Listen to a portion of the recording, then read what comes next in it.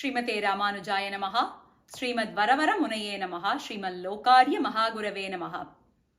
My name is Vidhya Raghavan.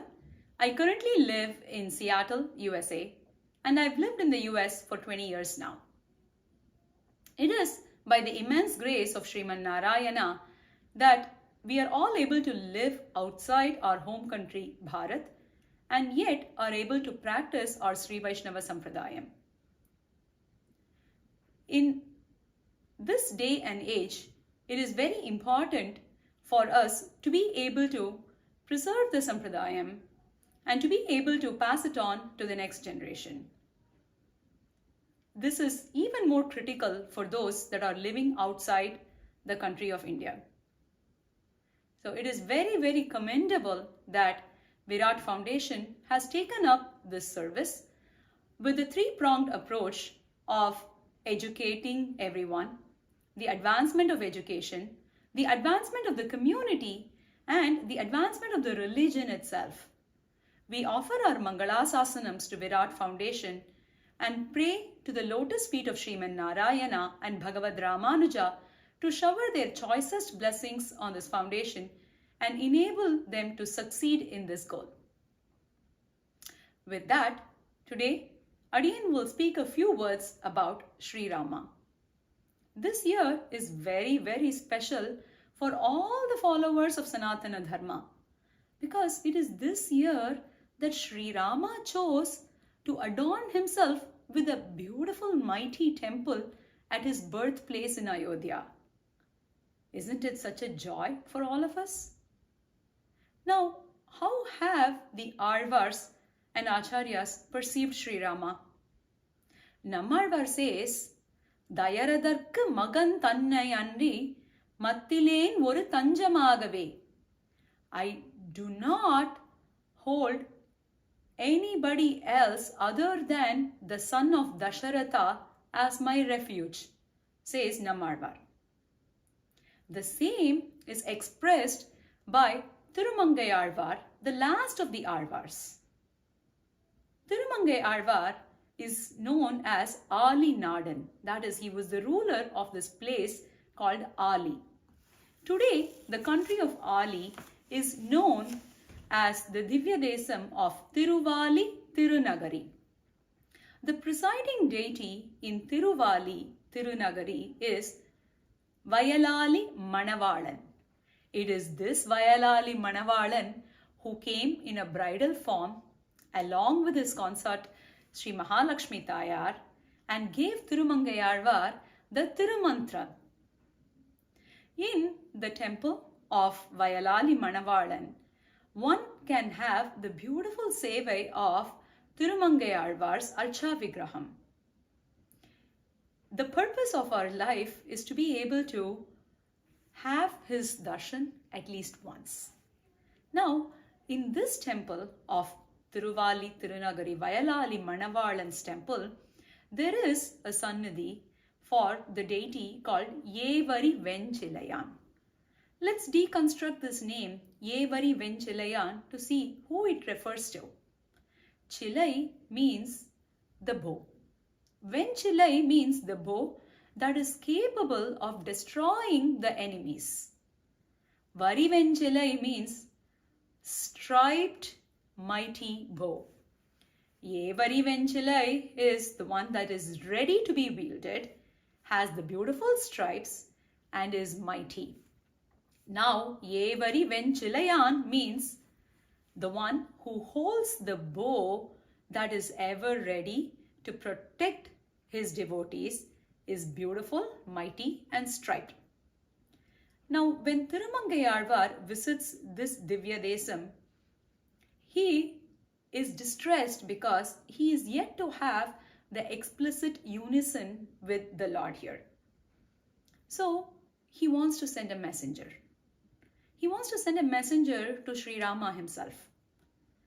He looks to see who can he send as messengers. There is no one in the vicinity, but he sees some beetles. It's a beautiful country filled with beautiful gardens. So needless to say, there are beautiful flowers, and where there are flowers filled with honey, the beetles are there to suck the honey. Now he sees these beetles and decides to send the beetles as a messenger. Has this ever been done? Has such a thing ever been done? Now, Thirumangai Alvar is reminded of Sri Ramayana. In Sri Ramayana, he has learned that animals have been successful in being a messenger of Sri Rama. We all know that the monkey Hanuman was Rama's messenger to Sri Sita Devi. So he knows this will work. So he decides to send the beetles as his messenger. But why Sri Rama? Why does he have to send the beetles to Sri Rama? It is because Sri Rama is the Sharanagata Vatsalan and he is the one ever ready to protect, and it is his vow that he will protect everyone, and he holds his mighty Yevari Venchalai so that he does not have to hear the voice of sorrow from anyone. So now Thirumangai Alvar decides and says, okay, it is to this Sri Rama that I will send this messenger. So he calls these beetles and says, oh beetles, please go to this place called Tiruvali and go to Sri Rama there and inform him of my state. This is the first pasuram in the decade called Thuviriya Malarulakki. Thuviriya Malarulakki Tunayodum Piriyade Puviriya Madunugarum Porivariya Siruvande Thiviriya Maraivalarkum Pugalalar Tiruvali Yevari Venchilayanukku En Nilamai Urayaye. Go and explain my position to the Yevari Venchilayan Sri Rama. So he, as soon as he hears that, he will come and protect me. Is Thirumangai Alvar's prarthane in this Divya Desam. Now, Adiyan will also share a few of my experiences living in a foreign country and having to balance my work and sampradayam. Life today is very mechanical. There is a set schedule for every day. If it is a weekday, you follow a 9 to 5 or an 8 to 5 schedule. And if it is the weekend, we think the weekend is for relaxation. But then there are so many chores to be done, groceries to be bought, laundry to be cleaned up, and all of that. So the weekends and the weekdays both go so very mechanical. So what is our outlet in this mechanical world and this daily routine? What are we expected to do? Well, the inner peace always comes only when we are able to connect to the Paramatma. And that happens through, for me, it happens through my connection to Divya Prabandhams, Alvar Aruli Chayals and Acharya Sri Suktis. I try to be very deliberate about giving myself the time to learn Divya Prabandham. It is the immense grace of our Acharyas that they have always been benevolent, and despite living so far away from our home country, they are ready to use technology to teach us everything that has been handed over to them. Of course, we don't want to be the generation that's responsible for losing it all, right? So it is our responsibility and duty to learn first, and then to be able to teach that to our children. So with that, I make it a practice, make it a habit to be able to learn, go to Sunday and learn the works of Alvars and Acharyas on an everyday basis. Is it easy? No, it is not easy. But it is His grace that makes it all happen. We have to deliberately choose to prioritize Sampradaya learnings. Now, if someone told you that, hey, there's this math Olympiad or this soccer game or this chess game, and you are going to get a lot of fame by winning it, then wouldn't you prioritize that? Now, we have to definitely prioritize Sampradaya learning over any of those, because those are passing by. While they are necessary for us to live and sustain ourselves in this modern day world, the inner peace and strength we will get And it is not just the inner peace and strength, but it is also our duty and our responsibility and our swarupam to be able to immerse ourselves in these learnings. The second experience that I want to talk about is the physical appearance. Now, 100 years ago, all of our forefathers always sported their Thiruman kappu.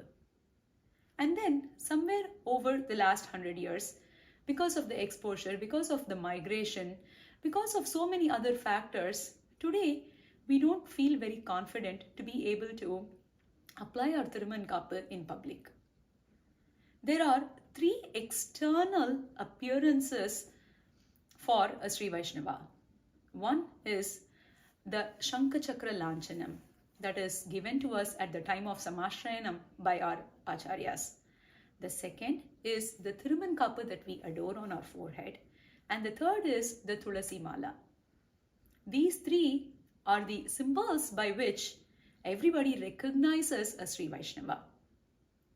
Now, we have to learn and understand the significance of sporting Thiruman kappu and should not be ashamed to wear that everywhere.